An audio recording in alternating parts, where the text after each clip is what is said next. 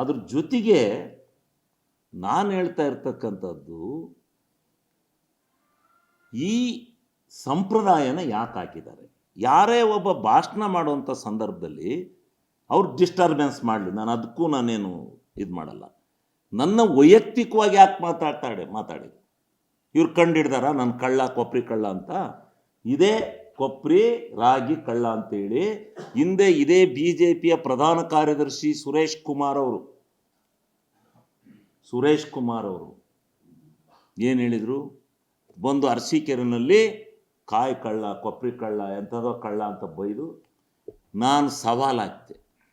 ನಾನು 1,000 ಜನಗಳನ್ನು ಕರ್ಕೊಂಡು ಧರ್ಮಸ್ಥಳಕ್ಕೆ ಹೋಗ್ತಾ ಇದ್ದೀನಿ. ನಾನು ರವಿಕುಮಾರ್ ಅವರು, ನಾನು ಹೋಗ್ತಾ ಇದ್ದೀನಿ. ನೀವೆಲ್ಲ ಯಾರಾದರೂ ನಿಮ್ಮ ಪಕ್ಷದವರು ಶಿವಲಿಂಗೇಗೌಡ ನಿಜವಾಗ್ಲೂ ರಾಗಿನ ಕದ್ದಿದ್ದಾನೆ ಇಲ್ಲ ಎಂಥದ್ದೋ ಕದ್ದಿದ್ದಾನೆ ಅನ್ನೋದಿದ್ದರೆ ಬಂದು ಧರ್ಮಸ್ಥಳದಲ್ಲಿ ಸತ್ಯ ಮಾಡೋಣ ಬನ್ನಿ ಅಂತ ಸವಾಲಾಗ್ತೆ. ಅವ್ರು ಬರಲಿಲ್ಲ. ನಾನು ಹೋಗಿ ಸತ್ಯ ಮಾಡಿದೆ. ನಾನೇನೇ ಸ್ವಯಂ ವಾಲಂಟ್ರಿಯಾಗಿ ಹೋಗಿ ನಾನು ಪ್ರಮಾಣವಾಗಲು ನಾನು ಯಾವುದೇ ಇದನ್ನು ಕದ್ದಿಲ್ಲ, ಅದಕ್ಕೆ ಭಗವಂತನೇ ಸಾಕ್ಷಿ ಅಂತೇಳಿ ನಾನು ಹೇಳಿ ಬಂದೆ. ಇವರು ಪದೇ ಪದೇ ಈ ರೀತಿ ನನ್ನ ಮೇಲೆ ಯಾತಕ್ಕೋಸ್ಕರ ಟಾರ್ಗೆಟ್ ಮಾಡ್ತಾರೆ? ಕಾರಣ ಏನು? ವಿಚಾರ ಏನು? ಏನಕ್ಕೆ? ವಿಧಾನಸಭೆಯಲ್ಲಿ ಯಾರೇ ಮಾತಾಡದೇ ಇದ್ದಾಗ ಡಿಸ್ಟರ್ಬೆನ್ಸ್ ಮಾಡದೇ ಇರೋವಂಥವ್ರು ನಾನು ಮಾತಾಡಬೇಕಾದ್ರೆ ಯಾತಕ್ಕೋಸ್ಕರ ಡಿಸ್ಟರ್ಬೆನ್ಸ್ ಮಾಡ್ತಾರೆ? ಇದಕ್ಕೆ ಏನು ಕುಮ್ಮಕ್ಕಿದೆ? ಇದು ನನಗೆ ಬೇಕಾಗಿರ್ತಕ್ಕಂಥ ವಿಚಾರ. ಅದಕ್ಕೋಸ್ಕರ ನೀವು ಮಾಧ್ಯಮದರೇ ನನಗೆ ನ್ಯಾಯ ದೊರಕಿಸ್ಕೊಡ್ಬೇಕು. ಮೊದಲು ಶಿವಲಿಂಗೇಗೌಡನ ಮೇಲೆ ಇಂತಿಂಥ ಅಶ್ಲೀಲವಾದಂಥ ಆಪಾದನೆಗಳನ್ನು, ಕೆಲವು ಕೆಟ್ಟ ಪ್ರವೃತ್ತಿಗಳನ್ನು ಮಾತನಾಡಿದ್ರಿಂದ ಶಿವಲಿಂಗೇಗೌಡರು ಪ್ರವೋಕಾಗಿ ಕೆಲವು ವಿಚಾರನ ಅವ್ರ ಮೇಲೂ ಪದ ಬಳಕೆ ಮಾಡಿದ್ದಾರೆ. ನಾನು ಹೇಳಿದೆ, ಇನ್ನೇನಂತ ಹೇಳೋಣ ಅವನಿಗೆ? ಯಾಕಪ್ಪ ಹಂಗೆ ಕೋಯ್ತ್ಕೊಂಡು ಕುಣಿತೀರಾ ಅಂದೆ. ಯಾಕಪ್ಪ ಹಂಗೆ ನಾಯಿಗಳು ಬಗಳ್ತೀರಾ ಅಂದೆ. ಇನ್ನೇನಂತ ಹೇಳೋಣ ಅವ್ರಿಗೆ? ಇನ್ಯಾವ ಪದ ಉಪಯೋಗಿಸೋಣ? ಹಂಗೆ ಕುಣಿದ್ರೆ, ಹಂಗೆ ಕುಪ್ಪಳಿ ಯಾರಾದ್ರೂ ವಿಧಾನಸೌಧದಲ್ಲಿ ಧರಣಿ ಮಾಡ್ತಾರೆ, ಮೌನವಾಗಿ ನಿಂತ್ಕೋತಾರೆ. ನಾವು ಹಿಂದೆ ಈ ಜನಾರ್ದನ್ ರೆಡ್ಡಿ ಅವ್ರ ಮೇಲೆ ಹಗಲು ರಾತ್ರಿಯಲ್ಲಿ ಮನಗಿದ್ದಾಗ ಎಲ್ಲ ಹಂಗೆ ಕುಣಿದಿದ್ವ? ಅಲ್ಲೂ 2-3 ದಿವಸ ನಡೀತು. ನಡೆದಾಗೆಲ್ಲ ಭಾಳ ಸೈಲೆಂಟಾಗಿ ನಾವು ಧರಣಿ ಒಳಗಿರ್ತಾಯಿದ್ದು. ಅವರು ಭಾಷಣ ಮಾಡ್ಕೊಂಡು ಅವ್ರು ಹೋಗ್ತಾಯಿದ್ರು ಅವರ ಬಿಸ್ನೆಸ್ ಮಾಡ್ಕೊಂಡು. ಈಗ ಈ ಒಂದು ಘಟನೆ ನಡೆದಿರ್ತಕ್ಕಂಥದ್ದನ್ನು ನನಗೆ ಇನ್ನೇನಾಗಿಲ್ಲ, ನನ್ನಿಂದ ನಾನೇ ಆ ಪದ ಬಳಕೆ ಮಾಡಿದ್ದೀನಿ ಅಂತಕ್ಕಂಥದ್ದು ಏನು ಒಂದು ಸ್ವಲ್ಪ ಮಾಧ್ಯಮದ ದೃಷ್ಟಿನಲ್ಲಿ ಹೋಗಿದೆ. ಇಲ್ಲ, ಶಿವಲಿಂಗೇಗೌಡನ್ನ ಪ್ರಚೋದನೆ ಮಾಡಿ ಅವನ ಮೇಲೇ ಅಂಥ ಕಳ್ಳ ಇಂಥ ಕಳ್ಳ ಅಂತೇಳಿ ಪ್ರಚೋದನೆ ಮಾಡಿದ್ರಿಂದ ಇವತ್ತು ಅವರು ಪ್ರವೋಕಾಗಿ ಮಾತನಾಡಿದ್ದಾರೆ ಅಂತಕ್ಕಂಥದ್ದು ಜನಕ್ಕೆ ಗೊತ್ತಾಗಬೇಕು. ನಿಮ್ಮ ಮಾಧ್ಯಮದ ಮುಖಾಂತರ ನನಗೆ ನ್ಯಾಯ ಕೊಡ್ತೀರಿ ಅಂತೇಳಿ ನಾನು ನ್ಯಾಯ ಕೇಳಕ್ಕೆ ಬಂದಿದ್ದೀನಿ. ನ್ಯಾಯ ನನ್ನ ಹತ್ರ ಏನಾದ್ರು ಇದರಲ್ಲಿ ಸತ್ಯ ಇದ್ದರೆ, ನೆನ್ನೆ ನಡೆದಂಥ ಘಟನೆಯಲ್ಲಿ ಸತ್ಯ ಇದ್ದರೆ, ಘಟನೆಯಲ್ಲಿ ಸತ್ಯ ಇದ್ದರೆ ಮಾತಾಡಿ. ನಿಜ ಮನುಷ್ಯ ಎಂತನಿಗೂ ಸಿಟ್ಟು ಬರುತ್ತೆ. ನನ್ನನ್ನು ಕಳ್ಳ ಅಂತ ಕೂಗುವಾಗ ನಾನು ಇನ್ನೇನು ಅವ್ರನ್ನ ಹೊರಗಡೆ ನಮಸ್ಕಾರ ಮಾಡಿ, ಓ ಬುದ್ಧಿ ನಮಸ್ಕಾರ, ಇದು ನನಗೆ ಕ್ಷಮಿಸಿ, ನನ್ನ ಭಾಷಣ ಮಾಡೋಕ್ಕಲ್ಲ ಅಂತೇಳಿ ಅವ್ರಿಗೆ ಕೈ ಮುಗಿಬೇಕಾಯ್ತಾ? ಅದಕ್ಕೆ ನನಗೂ ಅವ್ರು ಮಾಡ್ತಾಯಿದ್ದು ಸ್ಟೈಲು, ಯಾರಾದ್ರೂ ಒಂದು ಧರಣಿ ಒಳಗೆ ಡ್ಯಾನ್ಸ್ ಮಾಡ್ತಾರೇನ್ರಿ? ಡ್ಯಾನ್ಸ್ ಮಾಡ್ತಾರೆ. ಡ್ಯಾನ್ಸ್ ಮಾಡ್ಕೊಂಡು ತಪ್ಪಳೆ ಹೊಡ್ಕೊಂಡು ಕೂಗ್ಕೊಂಡು ಅವನಂತನು ಇವನಿಂತನು, ಇಂಥ ಕಳ್ಳ ಅಂಥ ಕಳ್ಳ. ನನ್ನ ಮೇಲೆ ಒಬ್ಬನ ಮೇಲೆ ಯಾಕೆ ವೈಯಕ್ತಿಕವಾದ ನಿಂದನೆ ಮಾಡಿರಿ? ಭಾಳ ಜನ ಮಾತಾಡಿದರು. ಶರತ್ ಬಚ್ಚೇಗೌಡ ಮಾತಾಡಿದರು. ಅವ್ರ ಮೇಲೆ ವೈಯಕ್ತಿಕ ನಿಂದನೆ ಇಲ್ಲ. ಪ್ರಿಯಾಂಕಾ ಖರ್ಗೆ ಅವ್ರಿಗೂ ಡಿಸ್ಟರ್ಬೆನ್ಸ್ ಮಾಡಿರಿ, ಆದರೆ ವೈಯಕ್ತಿಕ ನಿಂದನೆ ಇಲ್ಲ. ನನ್ನ ಮೇಲೆ, ನನ್ನ ವೈಯಕ್ತಿಕವಾದಂಥ ಜೀವನಕ್ಕೆ ನೀವು ಯಾಕೆ ಬಂದ್ರಿ? ನೀವು ಪ್ರೂವ್ ಮಾಡ್ತೀರಾ? ನಿಮಗೆ ತಾಕತ್ತಿದ್ರೆ ಪ್ರೂವ್ ಮಾಡಿ.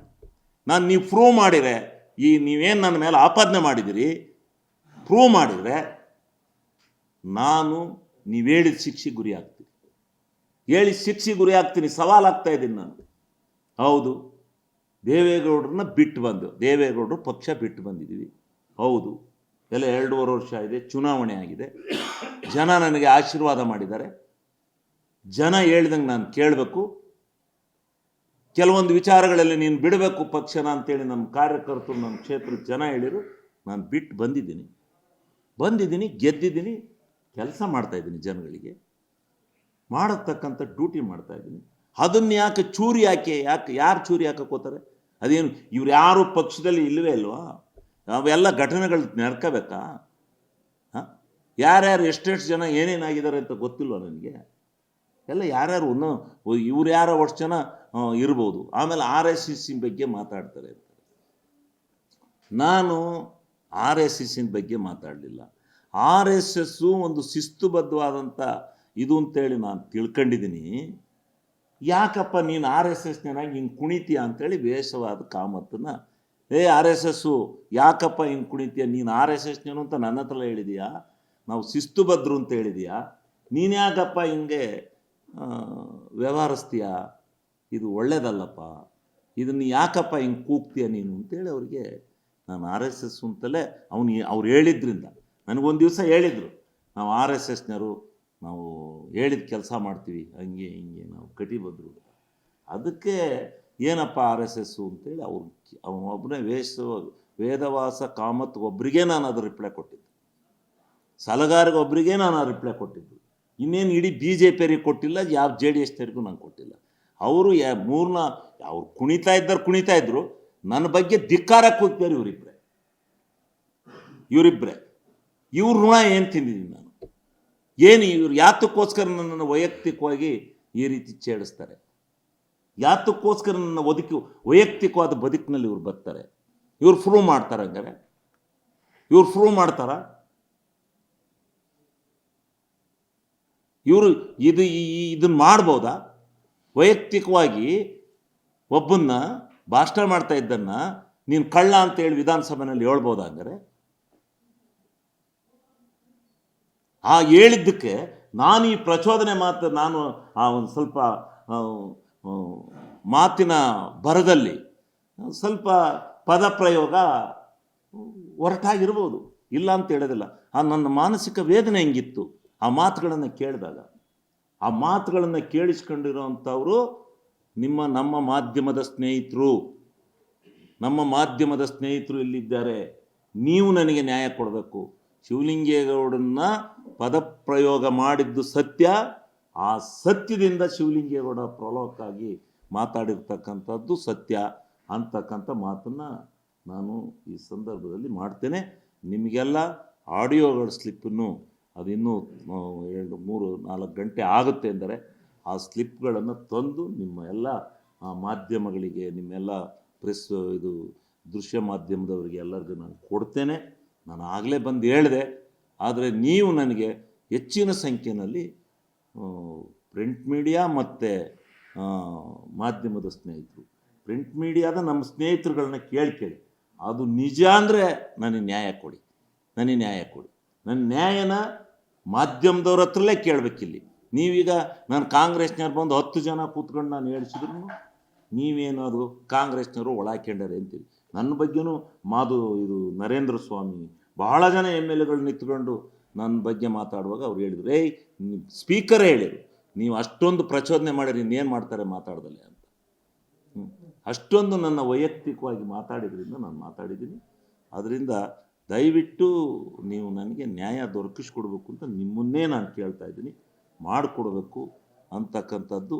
ಮತ್ತು ಇನ್ನು ಮುಂದೆ ವಿಧಾನಸಭೆಯಲ್ಲಿ ಕೆಲವೊಂದು ನಿಯಮಾವಳಿಗಳನ್ನು ಸ್ವಲ್ಪ ಸರಿಪಡ್ಕೋಬೇಕಾಗತ್ತೆ.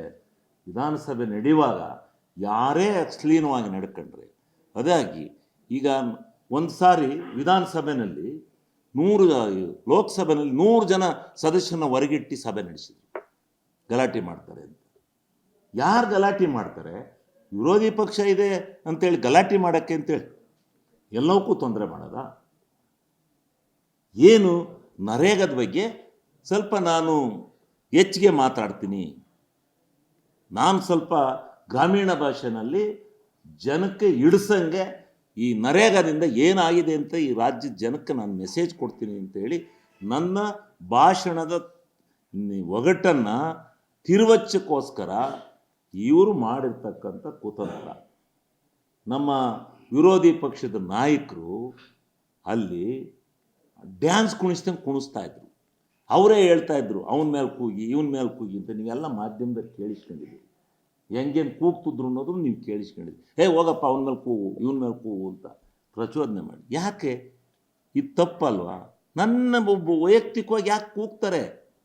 ನಾನೇನಾರ ತಪ್ಪು ಭಾಷಣ ಮಾಡಿದರೆ, ನಾನು ಯಾರನ್ನಾರ ಇದು ಮಾಡಿದರೆ ಕೂಗಿ. ನೀವು ಮಾತಾಡ್ತಾ ಇರೋ ಸರಿಯಿಲ್ಲ ಅಂತೇಳಿ. ಅದು ಬಿಟ್ಟು ನೀವು ಬಂದು ನನ್ನನ್ನು ಯಾವುದೋ ಈಗ ಕಳ್ಳ ನನ್ನನ್ನು ಅಂತ ಹೇಳಿದ್ಮೇಲೆ ಇವರು ಸಾಬೀತು ಮಾಡಬೇಕಲ್ಲ. ಇವ್ರಿಗೆ ತಾಕತ್ತಿದ್ರೆ ನನ್ನ ಸಾಬೀತು ಮಾಡಬೇಕಲ್ಲ ಸರ್ ಇವರು. ಲೇಟೆಸ್ಟ್ ಹಾಗೂ ಇಂಟ್ರೆಸ್ಟಿಂಗ್ ಸುದ್ದಿಗಳಿಗಾಗಿ ಬಾಸ್ ಟಿವಿ ಕನ್ನಡ ಚಾನೆಲ್ನ ಸಬ್ಸ್ಕ್ರೈಬ್ ಮಾಡಿ. ಹಾಗೆಯೇ ಬೆಲ್ ಐಕಾನ್ ಪ್ರೆಸ್ ಮಾಡಿ. ಇದರ ಜೊತೆಗೆ ಫೇಸ್ಬುಕ್, ಇನ್ಸ್ಟಾಗ್ರಾಮ್, ಎಕ್ಸ್ನಲ್ಲೂ ಮಿಸ್ ಮಾಡದೆ ಫಾಲೋ ಮಾಡಿ.